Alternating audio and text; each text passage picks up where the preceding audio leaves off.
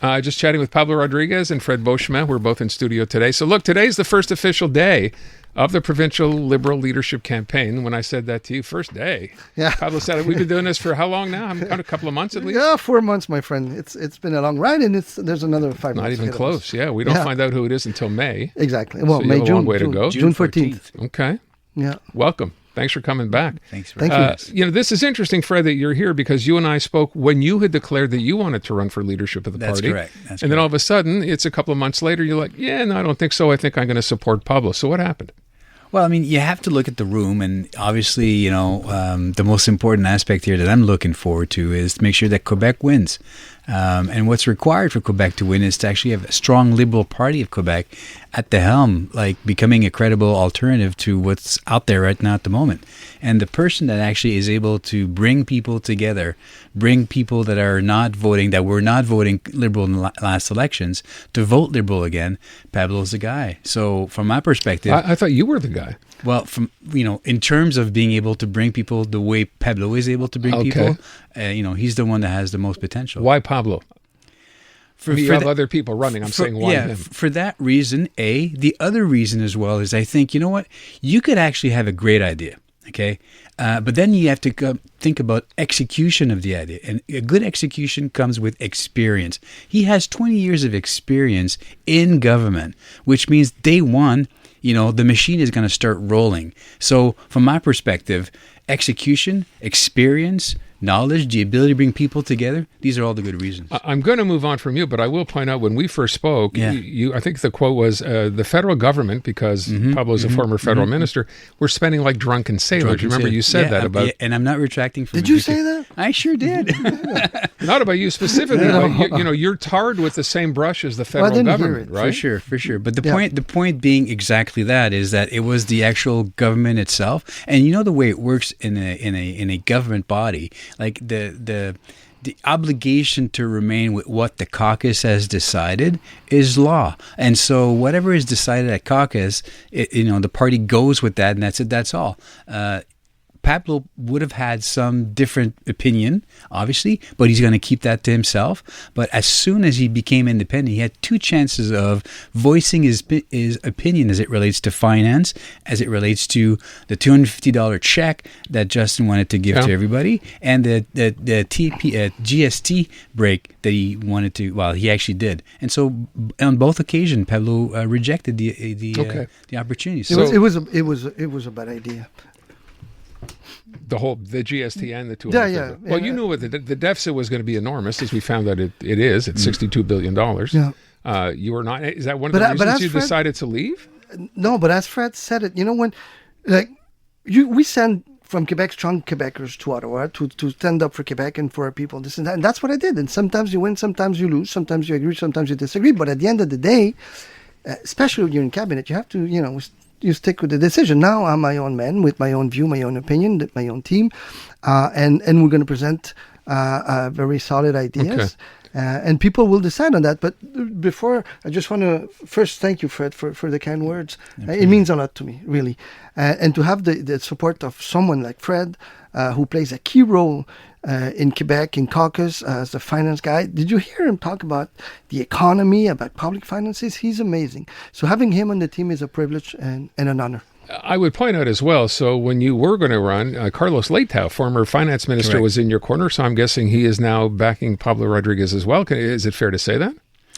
It's fair to say that Carlos is supporting the idea that I endorse Pablo, but I think because of the new role he has at the Bank of Canada, it was going to remain outside in terms of... So, all right, so let's talk a little bit about, and we talked about this the first time after you had announced, it seems to me from everything I'm hearing today, another candidate, Charles Milliard, had a press conference this morning. He's being backed by Raymond Bachand, who's a former finance minister here. Mr. Bachand was asked about you. You're going to have to put on your headset to hear this. Take a listen and then tell me what you think of what he had to say here. Brian? When Quebecers in the regions, not in Montreal, are going to vote Bloc or PC, rejecting the Liberal Party of Canada, that the Liberal Party of Quebec would choose as a leader the person that was the right-hand man, the leader of that government for the past 10 years in Quebec, it surprises me. Did you hear that? I know you heard something. Just a little bit, but okay, he said I kinda get the it idea. surprises him that someone like, again, tying you to the federal government would choose to decide to do this. He's surprised by that. What's your reaction to him saying Well, that? I think first of all, I'm very happy that Raymond gets involved. He's someone that played an important role, and I'm telling people to do exactly that, to come back home. Like I started with the Quebec Liberal Party, and I'm coming back to the Quebec Liberal Party. And my message is, come back home, guys. This is your home. This is your party. Let's beat this bad government from La CAQ, and let's make sure we don't have a referendum. That being said. Hold on, you just tied the CAQ to the referendum. Did you mean to say the PQ? No, PQ. No. But I mean, let's get rid of this very bad government, la CAQ, and make sure that we don't have a referendum, which means let's make sure that the Parti Québécois doesn't get in there. But if you look at the polls today, if you don't have a strong and united Liberal Party, then it's the Parti Québécois that comes in. And you and I and many others, we've been through 95. We don't want to go back there. Now, when someone talks about, say, oh, he's from Montreal. First, I'm from Sherbrooke, by the way. And I came here when I was 25. But second of all, it's a bit like the same speech from La CAQ, like pitting Montreal against regions. Yes, I live in Montreal, and I'm proud of it. I love my city. And if I could add, it places the same point we were saying before. I mean, you want somebody with experience in government to be there day one. So the person and the team actually knows how to run the machine day one. So you can't criticize for the experience and then saying you actually want someone without experience to lead the machine. Understood. Listen, it would seem to me a big part of the problem for you is going to be the fact that people will say, well, it's Pablo, he was a federal minister. That's going to be there. That's not going away. So you have to explain that basically every time. And I get that. The other question is, if you're going to win this leadership, right? People want to know, what is your position going forward on, say, for example, you talk about, the rest of Quebecers, so the people in the regions. And there's been a language divide for the longest time. I think Liberal support in the regions is somewhere down around 3 or 4%. Some places, it's dismal. What do you do to change that? Well, first of all, the people in the regions are Quebecers like all the others, right? So they want a good, responsible government. They want a government that will improve the health system. They want a government that will invest in education to make sure that our kids finish, their school, because it's the basis of our society. So you actually have a government that has $11 billion debt, but nothing to show off. If you ask someone, is the health system better than before? No. The education system? No. DPG? No. Are we managing well our natural resources? No. We have to improve that. This speaks to all Quebecers, Francophones, Anglophones from the regions, from everywhere. We have to stop talking about this regions against Montreal, Anglophones, Francophones. We're all Quebecers. Wherever you live, whatever you speak, a Quebecer is a Quebecer is a Quebecer. Today, actually, I think I was reading the Task Force on Linguistic Policy, right? Basically telling the Liberal Party provincially, hey, pick a side, tell us what you want to do. Bill 96 is going to end up in the Supreme Court. Some people are suggesting we withdraw from that challenge. Where do you stand on those, on Bill 96? And I know the Liberal Party has said it was against Bill 96. Where are you on this? Well, there's things in 96 that are there that are good to protect French, but others that have nothing to do to protect French. First of all, this is outside of 96, but what they did to McGill and to Concordia, that was ridiculous, and we're going to put back the money for sure. And on 96.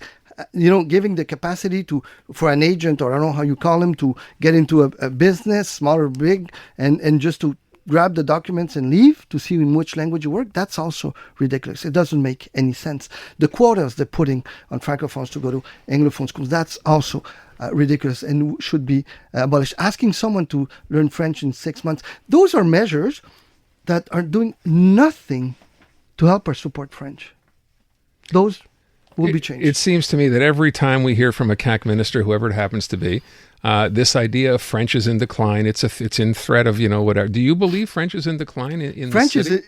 French would always threaten in North America because we're surrounded by an Anglophone majority. But that's not going to change. And in the Americas, no. But what I'm saying is that you're not going to, increase the number of people speaking French or, promoting French by doing against someone else. It's not a zero-sum game. That's right. So, okay. And, Anglophones have been here forever, and we have to respect that. We have to defend the Anglophone minority. And how do you think that'll go over in the regions when you say something like that? I think Quebecers understand that because it's a reality. The thing is that we're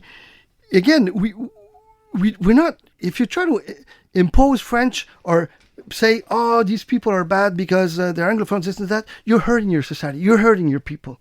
It's bad for all of us. You could have the carrot and the stick attitude about it, but I think, what Pablo's saying is that the carrot attitude is to actually invest in culture so that the French culture resonates, and that, that the protection of the French language will automatically occur if there's more bias towards making sure that everybody wants to chip in within the French cultural aspect of things. And that's the carrot approach, and that works. The CAC says we want immigrants to learn French. Fine, which I'm one of them, right? English is my third language.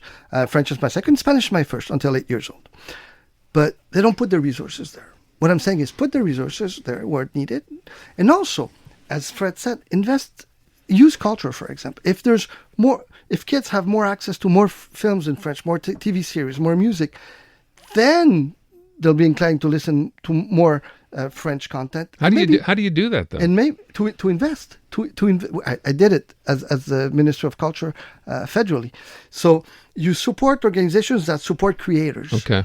And that way you may have kids that want to produce more music in French, more TV shows in French, which is good for everyone, but not against the Anglophones. Because for me, culture is as much Robert Charlebois than Leonard Cohen. Fair enough. What would you do on Bill 21?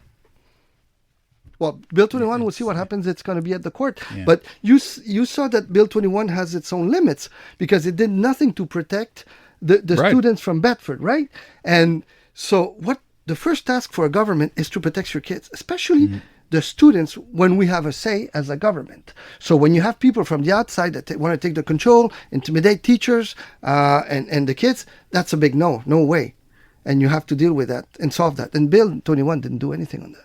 So would you, if you're in government, you're repealing Bill 21, taking it off the books? We'll see what the Supreme Court says. What I have a problem with is using the notwithstanding cause proactively, because that is dangerous, because you shut down the debate at all stages, and that's not good for the democracy. Let me move from real quick before we run out of time away from language and talk about the economy. We mentioned about $11 or $12 billion deficit, whatever it happens to be.